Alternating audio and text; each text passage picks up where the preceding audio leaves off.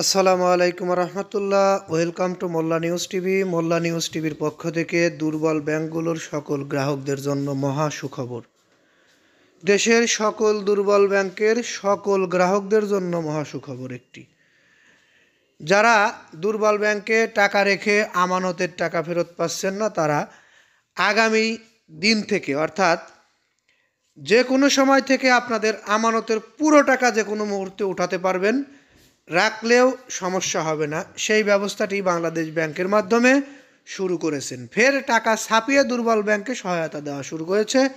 এই বিষয়টি নিয়ে আমি চূড়ান্তভাবে আপনাদেরকে কিছু গুরুত্বপূর্ণ তথ্য দেব, যে তথ্যগুলো আপনাদের অতীব গুরুত্বপূর্ণ সহকারে শোনা এবং জানা জরুরি বলে মনে করি। ধৈর্য সহকারে পুরো নিউজটি শোনার আহ্বান জানাচ্ছি। কয়েকটি ব্যাংকের দুর্বল দশা পর্যবেক্ষণ করে গ্রাহকদের আস্থা ফেরাতে ফের টাকা ছাপিয়ে সহায়তা দেওয়া শুরু করেছেন বাংলাদেশ ব্যাংক। নিউজটি কোথায় পেয়েছি? নিউজটি আমি পেয়েছি, এটি বাংলাদেশের একটি অন্যতম গণমাধ্যম থেকে পেয়েছি এবং আমরা এই নিউজগুলো কালেক্ট করার জন্য অনেক সময় অনেক জায়গায় দৌড় পারি এবং অনেক সময় অনেক নিউজের জন্য অনেকের সঙ্গে কথা বলতে হয়। এটি বিশ্বাসযোগ্য নয়, কেউ কেউ মনে করতে পারেন, কিন্তু এটিই বাস্তব কথা। কারণ গ্রাহকদের বর্তমান যে অবস্থা, এই অবস্থাতে যদি আরও সামনে এভাবে এগোয়, তাহলে ব্যাংকের প্রতি গ্রাহকদের কোনো আস্থাই থাকবে না। এই সব ব্যাংকে গ্রাহকরা একটি টাকাও আমানত হিসেবে রাখতে আসবে না। কোন সব ব্যাংক? যেসব ব্যাংক গ্রাহকদের আমানতের টাকা ফেরত দিতে পারছে না।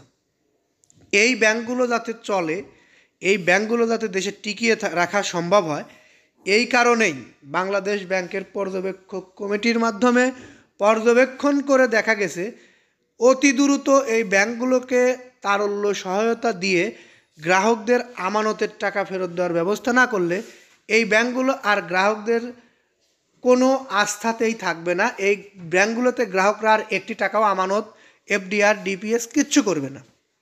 এই বিষয়গুলো বুঝতে পেরেই কেন্দ্রীয় ব্যাংক গত কয়েকদিন ধরে দুর্বল ব্যাংকগুলোকে 18,500 কোটি টাকা সহায়তা দিয়েছে এবং টাকা ছাপিয়ে আরও সহায়তা দেওয়ার কথা এবং ইঙ্গিত আমরা পেয়েছি।